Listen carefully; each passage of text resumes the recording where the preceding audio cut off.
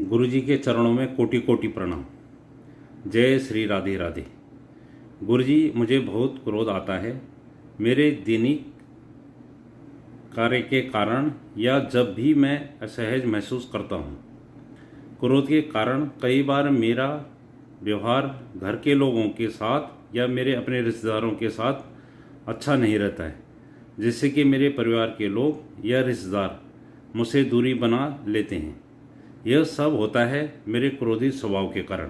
कृपया क्या भजन मार्ग पर चलने से या भजन करने से क्रोध को संयमित किया जा सकता है और नाम जपने से मन को शांत किया जा सकता है? देखो, ये क्रोध क्यों आता है, पहले उसकी मूल धारा पर समझें। क्रोध तभी आता है जब हमारी कामना में विघ्न पड़ता है। हमारी कामना है तुम ऐसा करो, उसके विपरीत करोगे तो क्रोध आए। कामा संजायते क्रोधा। क्रोध की कोई स्वयं की सत्ता नहीं है, वो कामना से पैदा होता है। अब हमको देखना है कि हमारा कर्तव्य उसके प्रति क्या है। क्रोध को शांत करने के लिए एक ही उपाय है। जैसे आप आए हो, हम संत हैं, तुम्हारा हमारे प्रति क्या कर्तव्य है, ये हम देखेंगे तो हमें गुस्सा आ जाएगा।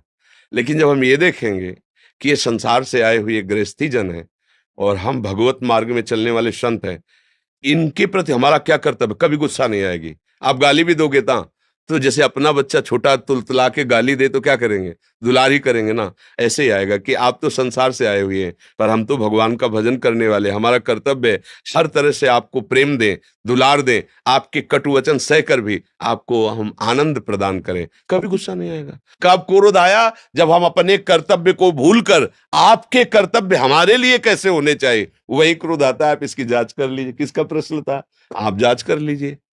पति पुत्र परिवार के प्रति हमारा क्या कर्तव्य है, जब आप सोचोगे तो क्रोध नहीं आएगा। उनसे हम चाहते हैं, कामना करते हैं, और वो जब वो नहीं करते तब हमें गुस्सा आता है। और अगर हम नाम जप करें तो ये बात खत्म हो जाएगी, हमारी बुद्धि शीतल होने लगेगी, गंभीर होने लगेगी। क्रोध करना अच्छा नहीं, अपना भी हृदय जलता है और क्रोध का लक्षण है फिर उसमें विचार शक्ति नहीं रह जाती। सबसे पहला काम क्रोध क्या करता है, स्मृति का नाश करता है। कामा संजायते क्रोधा, क्रोधा स्मृति विभ्रमा, और स्मृति भ्रंशा बुद्धिनाशो, बुद्धिनाशात प्रणश्यते। इसलिए मुझे लगता है कि क्रोध को मिटाने के लिए सबसे पहली बात है, अब वो सामने वाला जो वर्ताव कर रहा है इस समय मेरा क्या कर्तव्य है। अगर ऐसा आप सोचोगे तो कभी क्रोध आप पे हावी नहीं हो पाएगा। जब हम ये सोचते हैं कि इसका कर्तव्य था, ये नहीं किया, और अपने कर्तव्य का हम ध्यान नहीं देते, तब हमें क्रोध आ जाता है। अच्छा, क्रोध आना और क्रोध का नाटक करना दोनों में अंतर है। किन्हीं किन्हीं को क्रोध का नाटक करना ही चाहिए। जैसे पिता है, माता है, वो बच्चों को अतिशय दुलार करता है पर उसे क्रोध का नाटक करना पड़ेगा।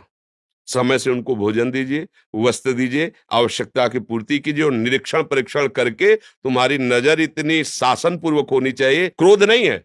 हाँ, इस समय तुम कहाँ थे, 1 घंटा से गायब थे आप। मतलब जांच होनी चाहिए और लगना चाहिए कि गुस्सा आ रही, पर गुस्सा नहीं होना चाहिए, वो उनके सुधार के लिए है। जैसे अपने राजकीय विधान के हैं, तो ऐसा थोड़ी है कि सबको शास्त्र का ज्ञान नहीं है या भजन करने वाले नहीं, सब ज्ञान है। लेकिन तुम दुष्ट का रोल कर रहे हो तो हम शासन का रोल तुम्हारे ऊपर करेंगे और उसका फल हमारे भगवान की प्रसन्नता होगी। अब वो द्वेष नहीं है, वो उसका क्रोध नहीं है, वो उसका विभाग है। क्योंकि बनाए हुए भगवान की समाज की मर्यादा को तुम बिगाड़ रहे हो, ये हमारी पूजा है। अब उसको समझना होगा, उसको कह देगा अरे भाई ये तो जीव को दंड दे रहे हैं, ये तो क्रोध नहीं, अगर वो नहीं करते तब उनको पाप लगेगा। तो कहीं कहीं क्रोध है नहीं, पर करने का स्वांग करना ही चाहिए। तो माता पिता गुरुजनों के द्वारा ये जो किया जाता है, उनको ध्यान रखना चाहिए कि क्रोध में नहीं आना चाहिए। क्रोध को दबा करके क्रोध का स्वांग करोगे तो बढ़िया बात बन जाएगी, और वो स्वांग आपका प्रभावशाली होगा। और जब आप क्रोध में होंगे तो इसका प्रभाव होगा कि उसके अंदर आपके जो क्रोध वृत्ति है, वो जाएगी, वो आपका विरोधी भाव पैदा हो जाएगा, चाहे आपका बेटा ही क्यों ना हो। एक दिन वो आपके विरोध में खड़ा हो जाएगा कि अब हम भी वयस्क हो चुके हैं, आप अपना जीवन देखिए, हम अपना जीवन देखेंगे। और जब आप स्वांग करोगे तो नम्र हो जाएगा, क्योंकि आप क्रोधित नहीं हो वास्तविक। वो एक दिन विचार करेगा कि अगर पिताजी ने डांटा ना होता तो मैं गलत संग में फंस जाता, बड़ी कृपा, मतलब वो लौटेगा, उसकी वृत्ति बदलेगी, क्योंकि सत्य में थे आप। और अगर क्रोधी हो गए तो एक दिन देख लेना तुम्हारा बेटा ही तुम्हारी खिलाफत में खड़ा हो जाएगा, क्योंकि क्रोध का कार्य प्रणश्यंद, वो नाश करेगा, वो नाश करेगा। इसलिए मुझे लगता है क्रोध से ना अपना हित है, ना समाज का हित है, ना किसी का हित है। क्रोध नहीं करना चाहिए, उसके लिए अपने कर्तव्य को देखना चाहिए, और अगर गुस्सा आ जाए तो मौन हो जाना चाहिए। जब गुस्सा आ जाए मौन हो जाए, क्योंकि गुस्सा का पहला काम है गलत बोलना, दुरुक्ति, गाली देना, कटु वचन बोलना, बस वो बढ़ता चला जाएगा। उसको चुप कर दो, मौन कर दो, राधा राधा राधा राधा, क्षमा के द्वारा क्रोध पर शासन करे, क्रोध को सह जाए। महाराज जी को कोटि कोटि प्रणाम। जय श्री हरिवंश। गुरु जी, हमेशा मन में अहंकार की भावना रहती है, जिससे कि मन में कोई सद्विचार उत्पन्न नहीं हो पाता है। मैं कैसे इस अहंकार से मुक्ति पा जाऊं, जिससे कि मुझे भगवत ज्ञान की प्राप्ति हो जाए, मुझे भगवान की शरण में जगह मिल जाए? और क्या गुरु दीक्षा की प्राप्ति हो सकती है मुझे इस मार्ग पर चलने से, जिससे कि मन में अहंकार की भावना समाप्त हो जाए और केवल भगवान भजन में ही मन लगा रहे? कृपया रास्ता दिखाएं।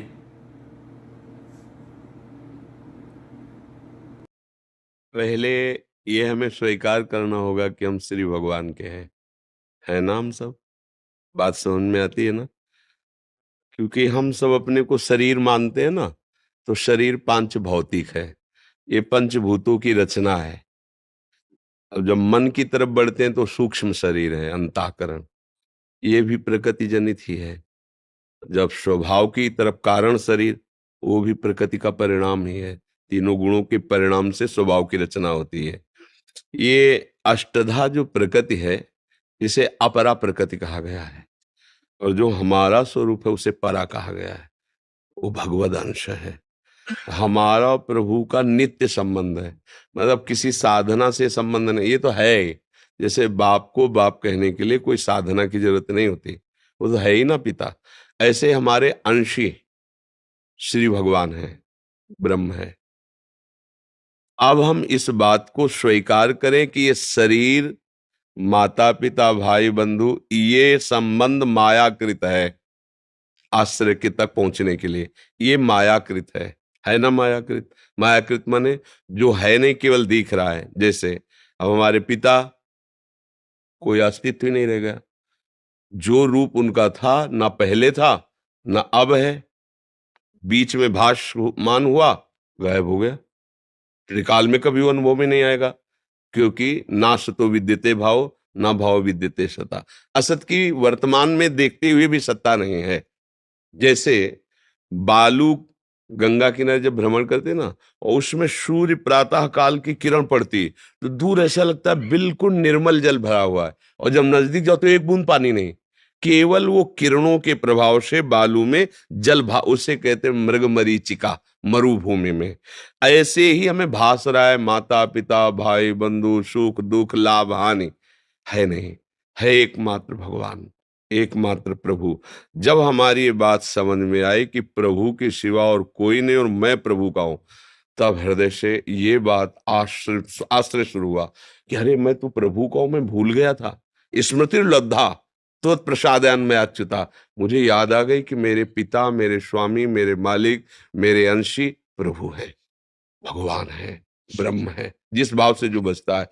अब वो आश्रित हुआ कि प्रभु मैं आपको कैसे जानूं, मेरा भाव तो देह में है, मेरा भाव तो भोगों में है, देह संबंधियों में। अब इससे हटना मेरे को बहुत कठिन लग रहा है, क्योंकि मैं जन्म जन्मांतर से इसी में रत हूं। तो फिर भगवान गुरु की प्राप्ति कराते हैं, भगवान ही गुरु रूप है। फिर वो साधन देते हैं कि आप ये ग्रंथ पढ़ो, ये नाम जप करो, ये सेवा करो, ये ध्यान करो, ये चिंतन करो।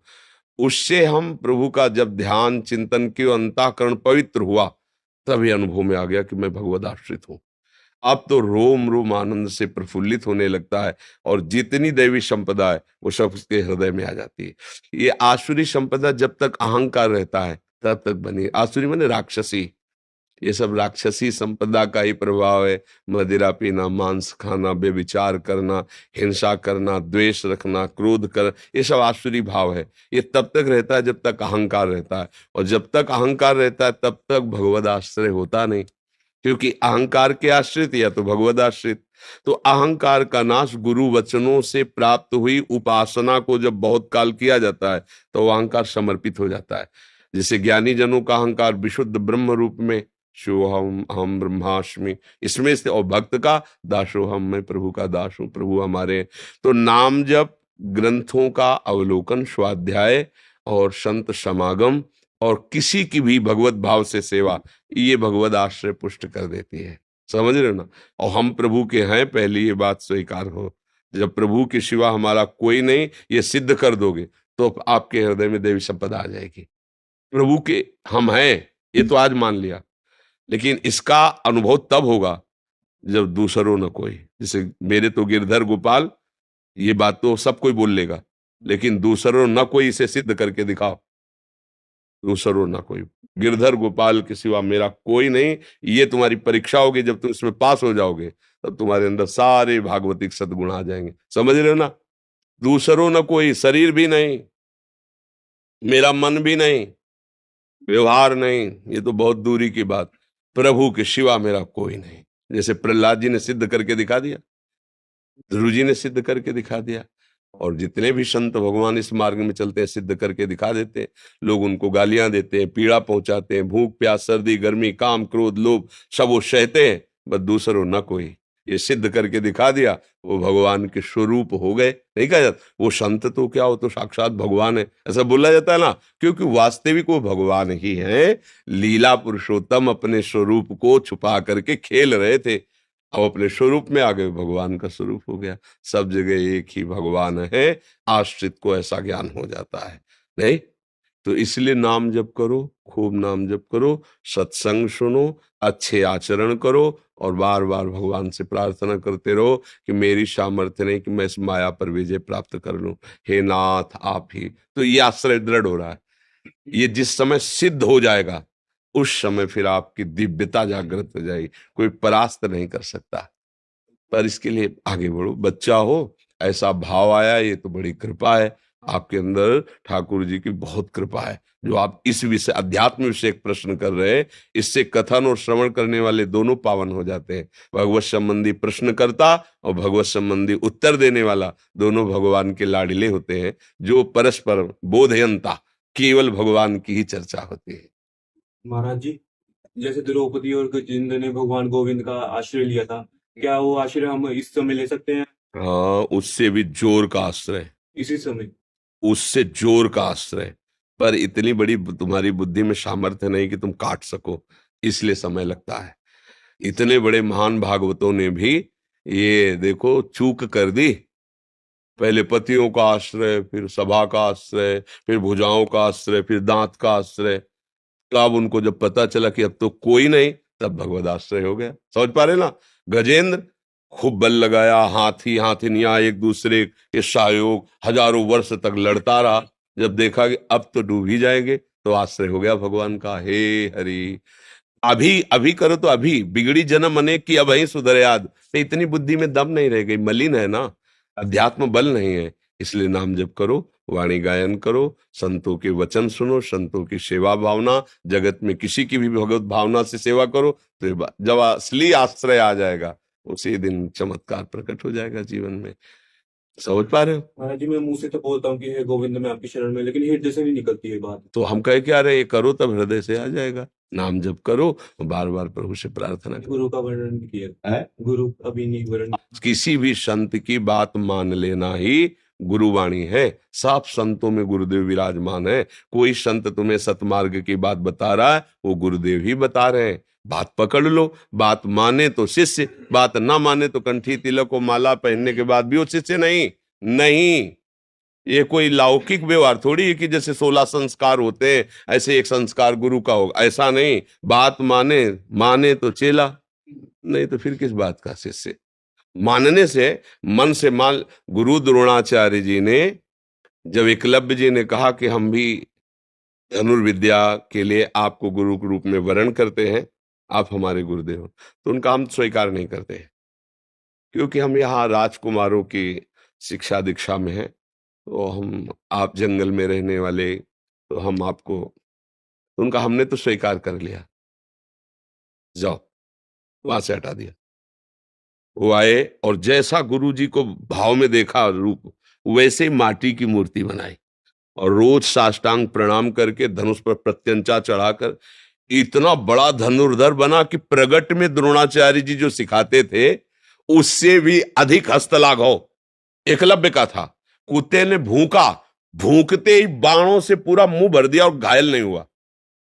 कितना बड़ा हस्तलाघव कि केवल पैक कर दिया मुंह, लेकिन घायल नहीं हुआ, मरा नहीं। अर्जुन नजदीक गए, उनका वाह, ऐसा धनुर्धर तो विश्व में नहीं होगा।